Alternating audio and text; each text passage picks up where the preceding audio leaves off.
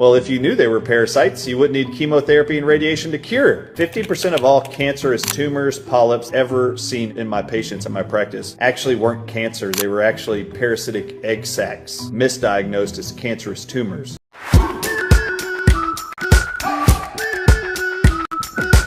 Hey Selective Collective, welcome back or welcome to my channel. Write Your Own Damn Code, also the name of the book that I wrote, available on Amazon. I'll leave the link in the description below. What if something labeled a mystery illness deserves a little closer look? These videos explore with curiosity, not fear. And make sure you stay tuned to the end. The good news is there are people who support their bodies by gentle cleansing and detoxing practices. This isn't about extremes or panic. It's about helping the body do what it already knows how to do. Eliminate, rebalance, and heal.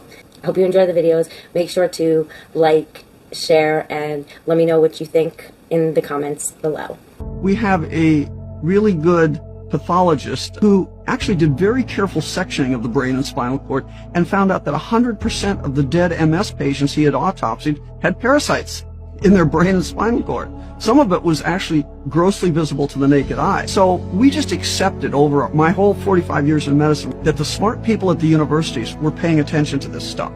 And what we're learning, thanks to COVID, I will say, is that they weren't paying attention, that this can't be by accident. One of the things too I'll say is that after 45 years in medicine and seeing them telling us things that are completely wrong over and over and over again, you finally wake up and realize this is not by accident. This is a long-term calculated plan to keep us sick for some reason and to kill us prematurely.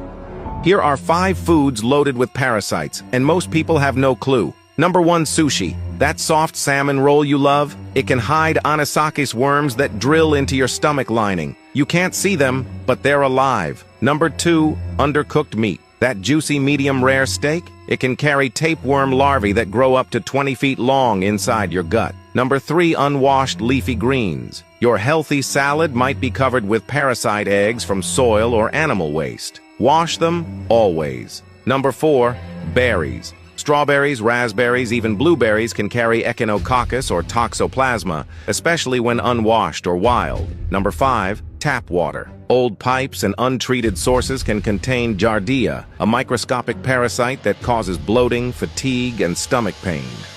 Parasites love pigs. Okay, and they carry numerous parasites. And study after study proves this. In fact, according to a CDC study, they said pork is the primary source of trichinosis infections in the entire world. It's also one of the top for tapeworms, according to the World Health Organization and CDC. It's one of the top sources of toxoplasmosis. And from a biblical standpoint, when you read Leviticus 11:7-8, here's what it says. And the pig, because it parts the hoof, and is cloven-footed, but does not chew the cud, it is unclean for you. You shall not eat any of their flesh, and you shall not touch their carcasses, for they are unclean. So there are so many reasons not to eat pork. Pork carries parasites. Pork has poor detox channels. The Bible recommends you not eat it. Science supports this. Functional medicine lens, pork is also very high in omega-6 fatty acids. It doesn't have omega-3, so it's inflammatory. 70% of all autoimmune cases I've ever seen in my practice are actually caused by parasites. All of them. We're talking rheumatoid arthritis, lupus, fibromyalgia, Sjogren's. There was always an underlying parasitic cause. Just so y'all know too, if you want to know something very interesting, 50% of all cancerous tumors, polyps that I was ever seen in my patients in my practice actually weren't cancer. They were actually parasitic egg sacs, misdiagnosed as cancerous tumors.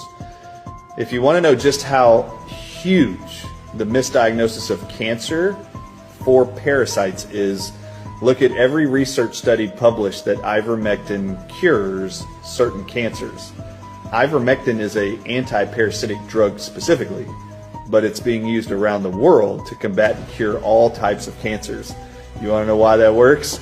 Because most of them are parasites.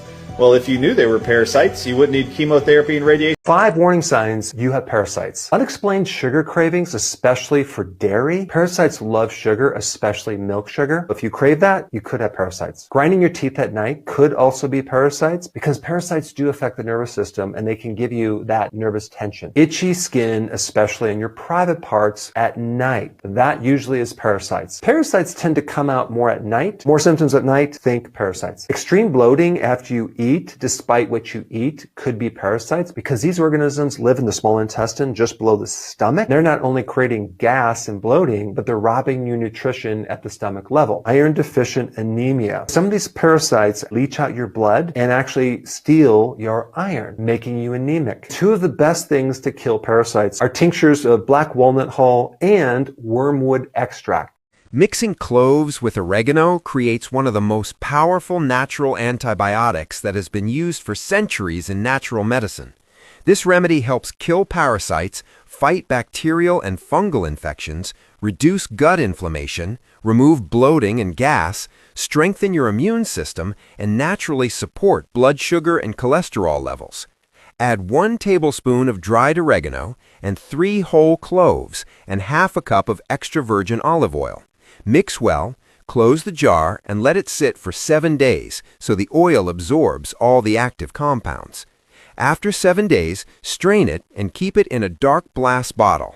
Take half a teaspoon once a day on an empty stomach for 7 to 10 days. For skin infections, apply a small amount directly on the skin once or twice daily. Save and share with someone who needs to know this.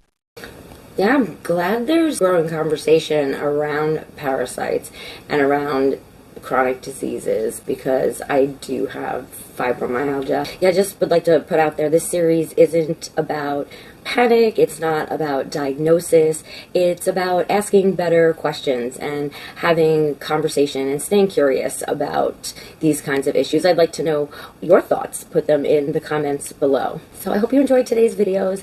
Make sure to like, subscribe, and comment below. Share the video to everyone you know or people that you feel would benefit from topics such as these. I will see you in the next video. Wishing you warm love and good vibrations.